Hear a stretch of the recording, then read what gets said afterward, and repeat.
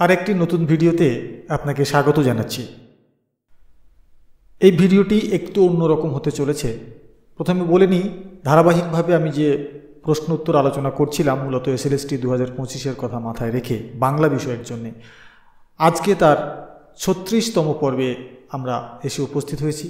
এই 36তম পর্বে আমরা আলোচনা করব পূর্ব প্রতিশ্রুতি মতো লিও টলস্টয়কে নিয়ে।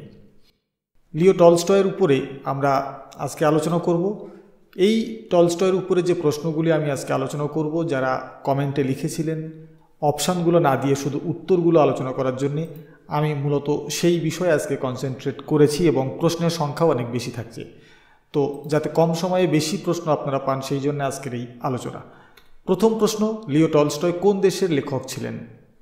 সঠিক উত্তর রাশিয়ার। দ্বিতীয় উত্তর প্রশ্ন, লিও টলস্টয় কত সালে জন্মগ্রহণ করেন? উত্তর 1828 সালের 28শে আগস্ট। 3 নম্বর প্রশ্ন, লিও টলস্টয় কোন সাহিত্য ধারায় সবথেকে বেশি জনপ্রিয়? উপন্যাসে। চতুর্থ প্রশ্ন, লিও টলস্টয়ের বিখ্যাত উপন্যাস ওয়ার অ্যান্ড পিস কত খ্রিস্টাব্দে রচিত হয়? সঠিক উত্তর 1863 থেকে 69 খ্রিস্টাব্দ পর্যন্ত ধারাবাহিকভাবে প্রকাশিত হয়েছিল। আসি 5 নম্বর প্রশ্নে। 5 নম্বর প্রশ্নে কি বলা হচ্ছে? লিও টলস্টয়ের বিখ্যাত উপন্যাস আন্না কারেনিনা কত খ্রিস্টাব্দে রচিত হয়? 1873 থেকে 77 ধারাবাহিকভাবে এটি প্রকাশিত হয়েছিল। লিও টলস্টয় কত সালে সাহিত্যে নোবেল পুরস্কারের জন্য মনোনীত হয়েছিলেন? 1902 থেকে 1906 প্রতি বছর তিনি নোবেল পুরস্কারের জন্য মনোনীত হয়েছিলেন, কিন্তু তিনি নোবেল পুরস্কার পাননি। এটি একটি চূড়ান্ত বিতর্কিত বিষয়। 7 নম্বর প্রশ্ন, লিও টলস্টয়ের মৃত্যু কিভাবে হয়েছিল? রাশিয়ার প্রত্যন্ত একটি রেলওয়ে স্টেশন আস্তাপভা রেলওয়ে স্টেশনে তিনি অসুস্থ হয়ে পড়েন এবং পরে নিউমোনিয়া আক্রান্ত হয়ে মারা যান। পরবর্তীকালে লিও টলস্টয়ের সাহিত্যকর্ম কত খণ্ডে প্রকাশিত হয়? সোভিয়েত রাশিয়ার নেতৃত্বে 90 খণ্ডে প্রকাশিত হয়েছিল তারই ইচ্ছে অনুসারে, অর্থাৎ লিও টলস্টয়ের ইচ্ছা অনুসারে সোভিয়েত রাশিয়ার নেতৃত্বে 90 খণ্ডে প্রকাশিত হয়েছিল।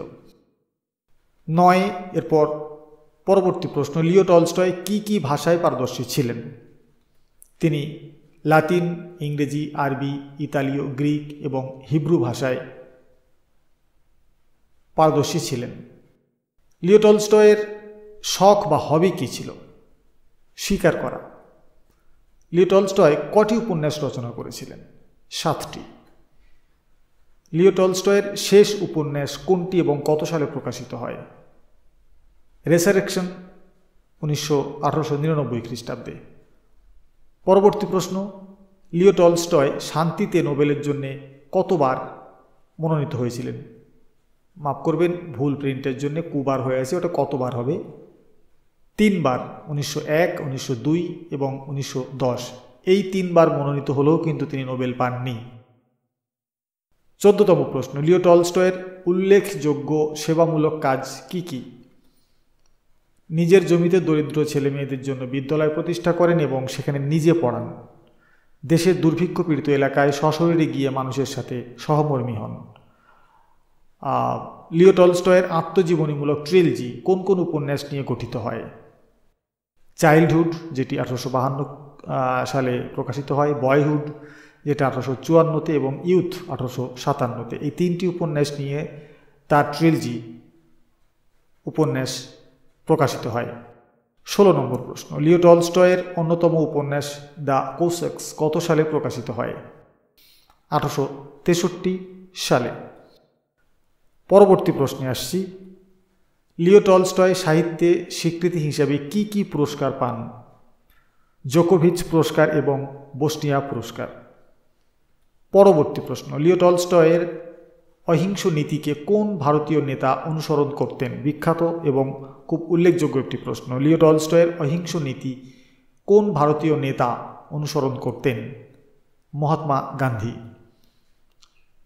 19 নম্বর, সমস্ত সুখী পরিবার একে অপরের সাথে সাদৃশ্যপূর্ণ, প্রতিটি অসুখী পরিবার তার নিজস্ব উপায়ে অসন্তুষ্ট।